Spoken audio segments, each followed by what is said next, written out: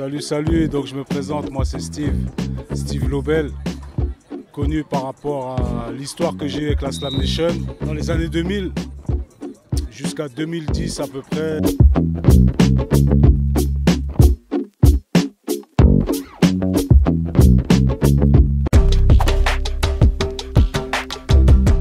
Ce qui m'a ramené au dunk, c'est la NBA. C'est Jordan, Shawn Kemp, la plupart des jumpers de l'époque, quoi.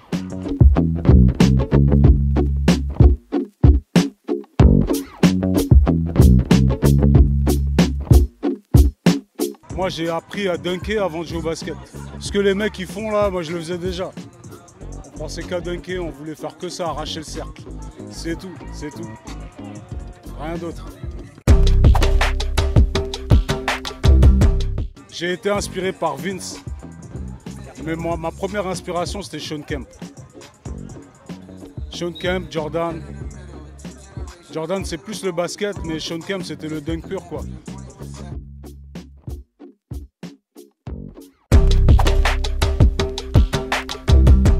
Déjà, moi, je joue au basket. Donc ça veut dire que la barrière qu'il y a eu, c'était la taille. Il a toujours fallu, dans les détections, faire plus que les autres, c'est-à-dire même aller plus haut que les grands pour pouvoir se faire remarquer. Et ça a marché. Ça a marché. Non, j'ai pas joué pro. J'ai joué en semi-pro, tout ce qui est national, etc. Ouais, c'est ça. C'est ça. Oui, j'ai été payé pour jouer au basket. Donc oui, j'étais pro. Le dunk, pour moi, c'est une passion. C'est quelque chose que je vivais dunk, je dormais dunk, je mangeais dunk, je marchais dunk. Je faisais un match de basket, il fallait que je mette un tomahawk. Et sur la tête de quelqu'un. Ça, beaucoup d'anciens pourront te le dire, mais bon, ils sont pas là pour en témoigner. Que j'adorais mettre des faces à des grands. Des mecs de grande taille. 3-6 Rider. 3-6 Rider à l'époque c'était déjà quelque chose. Mais malheureusement pas de vidéo, pas de téléphone, il n'y avait pas ça.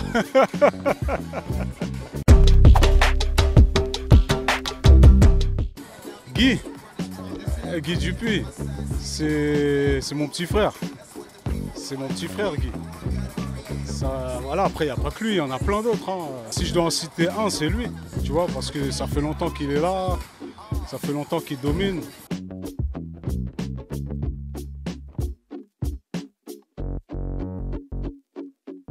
Et lui, tu sais qu'il aime ça, tu le vois qu'il aime ça. Il a le même truc que nous tous. Que nous tous. C'est juste que lui, son jump, il est plus élevé, c'est tout. Tu vois, il faut dire ce qu'il est, tu vois. Il y a Jordan Kingaland, il y en a plein. Oh! Hey, vous aimez pas mon interview ou quoi là?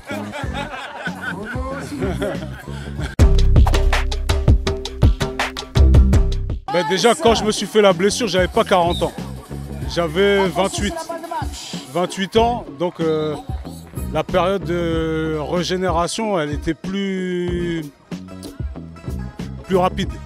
Et j'avais envie de revenir aussi surtout, parce qu'il faut avoir envie de revenir. Tu vois, j'ai travaillé, j'ai fait beaucoup de séances de kiné et tout. Travail personnel, muscule, etc. Pour revenir 7 mois après. 7 mois après, j'ai sauté par-dessus une Porsche en Allemagne, reality check. Tu peux demander à Kadour, il est où? Kadour, il était là, la Porsche. Et voilà, c'était l'envie de revenir. Je me disais, voilà, même si beaucoup disaient que j'étais fini par rapport à ça, j'écoutais pas les gens. Déjà, c'est le premier truc à faire, c'est écouter personne et faire les choses selon toi. Parce qu'il n'y a que toi qui est le maître de ta réussite, quoi. Personne d'autre.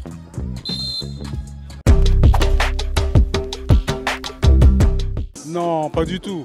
Pas du tout, pas du tout. Même là, aujourd'hui, tu me vois comme ça, je travaille. Je mange pas des grecs, des KFC, tu vois. Je fais attention, je prends soin de moi, puis je prends de l'âge, donc je suis obligé de faire attention. Mais même si t'as pas l'âge, fais attention quand même. Je dunkais beaucoup. Bah, à l'époque, il n'y avait pas de salle, il n'y avait pas Fitness Park, il n'y avait pas Basic Fit. Les salles, c'était très cher, les salles. Donc on n'avait pas l'argent étant jeune. Donc on s'entraînait à dunker sur des petits paniers. On s'amusait durant des heures, pendant des heures. On arrivait à 14 h, dès que le soleil était couché, on rentrait chez nous. J'ai fait beaucoup de boxe, j'ai fait de l'athlé, je viens de d'autres sports aussi. Donc ça a dû m'aider, ça m'a beaucoup aidé. Surtout la boxe. Les entraînements de boxe, c'est quelque chose d'important. Même les joueurs NBA, tu les vois, ils font de la boxe, ils tapent la boxe. LeBron, voilà. Pour ne citer que lui. Oui, comme tout le monde, j'ai travaillé mon moulin. J'ai travaillé les riders, j'ai travaillé les 3-6, j'ai tout travaillé. T'es obligé. T'es obligé, parce que sinon, si tu vas All-Star, t'as rien travaillé, tu vas rien mettre. T'es obligé. J'ai eu... avant le All-Star, il s'est passé 5 ans de travail. 5-6 ans de travail. Tu vois, vraiment.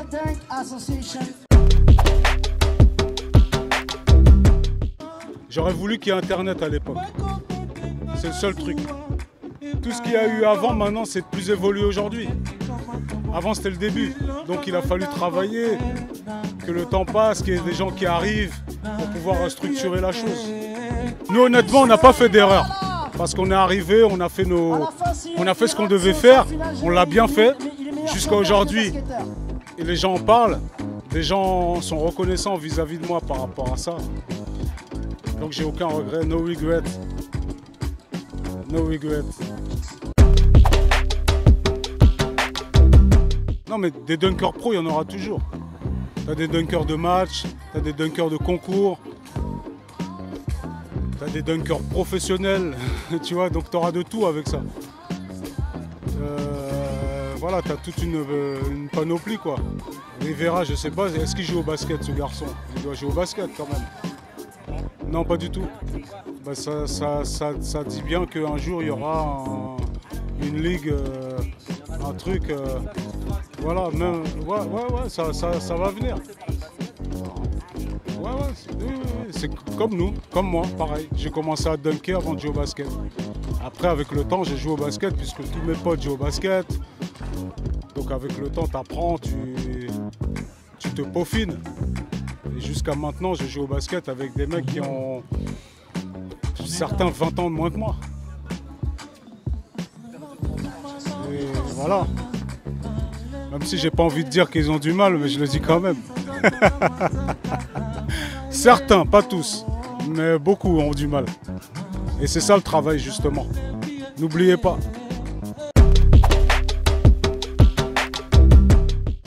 Dans le basket, non, j'ai pas de projet.